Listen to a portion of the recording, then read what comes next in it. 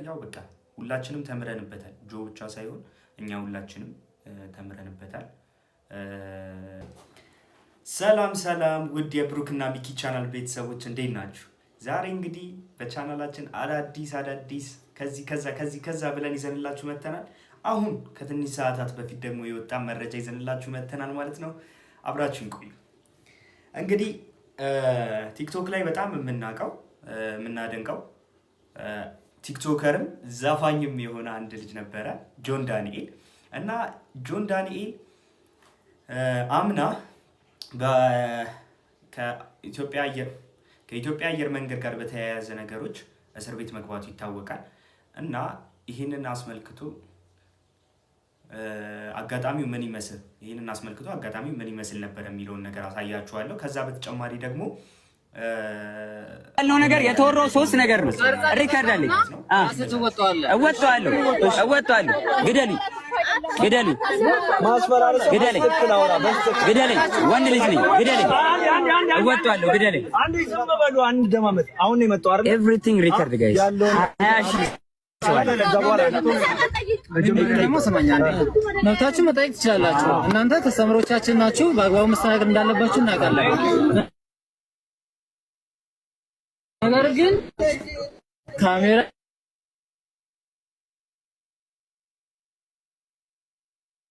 ቀርጾ መልቀቅ ደግሞ ወንጀል።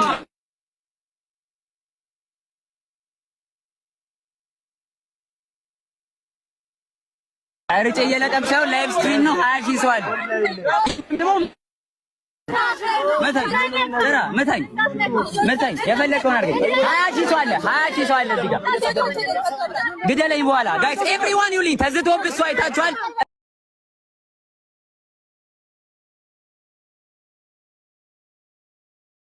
ለምን አንጠይቅም እንዴ? ይሄዳል ብላ እንዴ ጫንከን? ሁለት ፕሌን ወጣ እኮ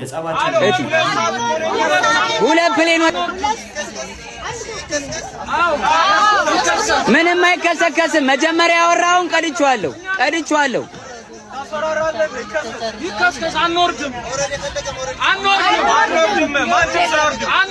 አንወርድም።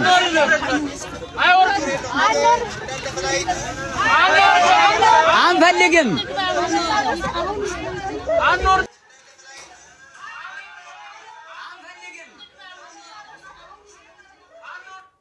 እሺ እንግዲህ የጸባቸው መነሻ ይሄ ነበረ።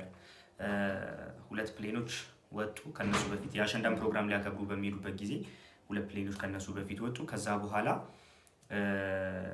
የነሱ ፕሌን ተራ ሲደርስ አየሩ ጥሩ ስላልሆነ እናንተ እዚሁ ሁኑ፣ ከዛ በኋላ በቀጣይ ሲባሉ ለምንድን ነው ብለው ከሴኩሪቲ ሰዎቹ ጋር የነበራቸው ሰጣ ገባ ነበረ ይሄ ሁላ ችግር እንዲፈጠር ያደረገው ማለት ነው። እዚህ ላይ እንግዲህ ማለት የምፈልገው ነገር ያው በቃ ሁላችንም ተምረንበታል። ጆ ብቻ ሳይሆን እኛ ሁላችንም ተምረንበታል እና በዚህ በጣም ቀላል በሚመስል ሁኔታ ነበር እንግዲህ ጆን ዳንኤል 1 ዓመት ከ3-4 ወር አካባቢ የቆየው ማለት ነው፣ ይሄን ያህል ጊዜ። ከዛ ግን አሁን ላይ አንድ አሪፍ ዜና ከጥቂት ሰዓታት በፊት ሰምተናል። ይሄ ምንድን ነበረ? ጆን ዳንኤል በነፃ መለቀቁን የሚገልጽ ዜና ነው። ከዛ በተጨማሪ ደግሞ አብረው ታስረውትም የነበሩ ሰዎች በነፃ መለቀቃቸውን ስፔሻሊ ናዮና ጆን ዳንኤል ወላጆች ስለሆኑ በሚል ሁለቱም ተለቀዋል በነፃ ማለት ነው። እንኳን ደስ አላችሁ፣ እንኳን ለቤታችሁ አበቃችሁ ማለት ፈልጋለሁ። ጆን ዳንኤል፣ ናዮ እንዲሁም ደግሞ ሌሎችም አብራችሁ ታስራችሁ የነበራችሁ ሰዎች እንደተማራችሁበት ተስፋ እናደርጋለን። እኛም ደግሞ ከእናንተ ስህተት እንደተማርን መግለጽ እወዳለሁ ማለት ነው። ስለዚህ ወደ ቀጣዩ ቪዲዮአችን ደግሞ እንሂድ እስኪ። ሌላኛው ደግሞ ሰሞኑን የማርበርግ ቫይረስ የተባለው ቫይረስ እንግዲህ ሌላኛው ደግሞ ሰሞኑን በጣም ከባድና አነጋጋሪ የነበረው ጉዳይ ነበረ። እዚህ ጉዳይ ላይ ግን አሁን እጅግ አስደሳችና ሰበር ዜና ተሰምቷል። ምንም አይነት የማርበርግ ቫይረስ ያለበት ሰው እንደሌለ የጤና ሚኒስቴር ይፋ አድርጓል። እንደሚታወቀው ህዳር 5 ቀን ለመጀመሪያ ጊዜ በጂካ ከተማ የማርበርግ ቫይረስ መገኘቱ የሚታወቅ ነገር ነው። እንዲሁም በቫይረሱ የተያዙ ሰዎች መሞታቸው ከተነገረ በኋላ ማሻው እስካሁን ድረስ በአጠቃላይ 667 ሰዎች የቫይረሱን ምርመራ ያደረጉ ሲሆን 12 ሰዎች ላይ ቫይረሱ ተገኝቷል። ቫይረሱ ከተገኘባቸው ከ12 ሰዎች ውስጥም 8 ሰዎች ህይወታቸው ማለፉ መነገሩ የሚታወስ ነገር ነው። ቀሪ 4 ሰዎችም ደግሞ አገግመው ወጥተዋል ነው የተባለው። በትላንትናው ዕለት እንደሚታወሰው ሁለት ቀሪ ታካሚ የነበሩ እንዲሁም ደግሞ በሕክምና ክትትል ላይ የነበሩ ወጣቶች አገግመው ወደ ቤታቸው መመለሳቸው ተነግሯል። እነዚህ ሁለት ወጣቶችም አባታቸው በቫይረሱ መሞቱን ተከትሎ በተደረገላቸው ምርመራ ነበር ቫይረሱ እንደተገኘባቸው የተረጋገጠው። ነገር ግን በአሁን ሰዓት አገግመው ወደ ቤታቸው መመለሳቸውን እየተነገረ ነው የሚገኘው። በአዳዲስ መረጃዎች እመልሳለሁ። የፕላስ ምልክቷን ተጭናችሁ ቤተሰብ ሁኑ። መልካም ቀን።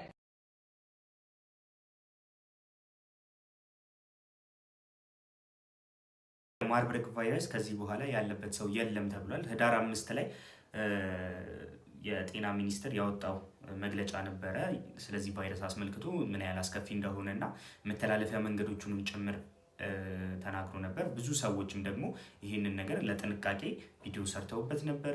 ነገር ግን አሁን ላይ ከዚህ በኋላ ከህዳር 23 ከትናንትና ጀምሮ ማለት ነው የማርበርግ ቫይረስ ያለበት ሰው የለም ማለት ነው። እንግዲህ እግዚአብሔር ይጠብቀን ነው የሚባለው። ይመቻችሁ። በቀጣይ ደግሞ የምነግራችሁ ኢትዮጵያ ከ22 ዓመት በኋላ ለአፍሪካ ዋንጫ ማለፏን አስመልክቶ ትላንትና ኢትዮጵያውያን እንኳን ደስ ያላችሁ። ኢትዮጵያ ከ22 ዓመት በኋላ ለአፍሪካ ዋንጫ አልፋለች። ሁላችሁም እንኳን ደስ ያላችሁ ተባባሉ። ቀይ ቀበሮዎቹ ኬንያን 3-0 በማሸነፍም ከ17 ዓመት በታች የኢትዮጵያ ብሔራዊ ቡድን በሞሮኮ በሚደረገው የአፍሪካ ዋንጫ ላይ መሳተፉንም ትኬቱንም ቆርጧል። ይህ ትልቅ የተባለ ስኬት ነው። በድጋሚ እንኳን ደስ ያላችሁ። ሁላችንም ኢትዮጵያውያን ደስተኛ የምንሆንበት ነገር ይመስለኛል። ብዙ ጊዜ ኢትዮጵያውያን እኔም ልጅ ሆኜ ትዝ የሚለኝ አሁንም እሺ ብዙ ጊዜ ትዝ የሚለን ሁላችንም ትዝ የሚለን ኢትዮጵያውያን ብዙ ጊዜ አንድ የምንሆነው በጣም ሁላችንም በቃ ተሰምቶን ሞራል ኖሮን ምናምን ነገር የምንደግፈው እግር ኳስ ላይና ሩጫ ላይ ሲሆን በተለይ ሩጫ ላይ በቃ መቼም የማረሳቸው አጋጣሚዎች አሉ። ኃይለ ገብረስላሴ እና አትሌት ኃይለ ገብረስላሴ እና አትሌት ቀነኒሳ በቀለ እና አትሌት ጥሩነሽ ዲባባ እና አትሌት መሰረት ደፋር በቃ እነዚህ አትሌቶች ሩጫ ላይ ሲወዳደሩ በዓለም አቀፍ ደረጃ ስም ሲያስጠሩ ሁላችንም በቃ ሞራል ተሰምቶን የምንደግፍበት ሁላችንም አንድነታችንን የምናሳይባቸው ወቅቶች ናቸው። አሁን ደግሞ እነዚህ አንደር 17 ያሉ ልጆች ደግሞ ይሄንን ነገር ይዘውልን መጥተዋል ማለት ነው። ኢትዮጵያ ከ22 ዓመታት በኋላ በአፍሪካ ዋንጫ ላይ ተሳታፊ የምትሆንበትን እድል ይዘው መጥተዋል ማለት ነው። በጣም ጎበዝ ያንግ ታለንትድ የሆኑ ልጆች አሉ። እነዚህ ልጆች እንግዲህ በጣም ልዩ ትኩረት የሚያስፈልጋቸው ኢትዮጵያን እስከ መጨረሻው በእግር ኳሱ ዘርፍ ሊያስጠሩ የሚችሉ ልጆች ናቸው።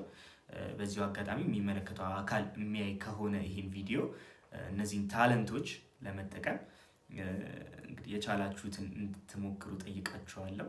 እንደ ወጣት እነሱንም ድምጽ ለመሆኑ ማለት ነው። ይመቻችሁ። በመጨረሻ እስኪ አንድ ያዝናናኝንና ሰይፉ ሾው ላይ ወንድና ሴት ጓደኛሞች ሊሆኑ አይችሉም።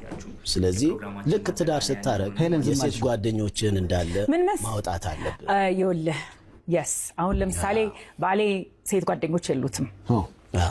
ራስን ለማስከበር በተለይ ግን ከልጅነት ጀምሮ የምታውቃቸው አብረህ የተማርክ ምናምን አብረው ጓደኞች ይሆናሉ። ኢንዲቪጁዋል እኔ አሁን ያንንም ወንድ ጓደኛ ይብል ችግር አለ። እሱ ላይ እንስማማለን። ግን it depends if you're attracted በተለይ አትራክሽኑ ካለ በፍጹም ያጣላል። መስመር ያዝ እንላለን። ግን if it's a mutual friend ከሆነ የባልም የሚስትም ጓደኛ ሆኖ መደወል ምናምን አያስፈልግም። ማታ ላይ መደወል ምናምን አይፈልግም። ኧረ ሳሚዳን አቤት አሁን እኛ እንሆናለን አንሆንም። አየው የጾም ጓደኛ ሆነ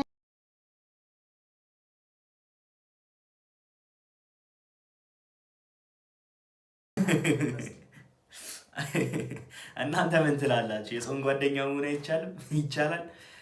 እዚህ ነገር ላይ እንግዲህ ሞር ኤክስፐርት አይደለሁም ግን ያው ሀሳቡ ስላዝናናኝና ሾውን እያየሁኝ ስላዝናናኝ ጀስት ሀሳብ ለመስጠት ያክል ነው እንጂ ኤክስፐርት ሆኜ ወይም ደግሞ ሙያው ኖሮኝ ወይም ሙቀቱ ኖሮኝ አይደለም። ግን እስኪ እናንተ ምን ታስባላችሁ? ወንድና ሴት ቤስት ፍሬንድ መሆን ይችላሉ ወይም ጓደኛሞች መሆን ይችላሉ? ስፔሻሊ ትዳር ላይ ሲሆን የእናንተን ሀሳብ ኮሜንት ላይ አስቀምጡልኝ። ለቻናላችን አዲስ የሆናችሁ ሰዎች ሰብስክራይብ እያደረጋችሁ፣ ለቻናላችን አዲስ ያልሆናችሁ ሰዎች ደግሞ ላይክ፣ ኮሜንት እያደረጋችሁ፣ ሼር እያደረጋችሁ ይህንን ዜና ለብዙ ሰው እንዲዳረስ አድርጉልኝ። አብራችሁኝ ስለቆያችሁ አመሰግናለሁ። ይመቻችሁ።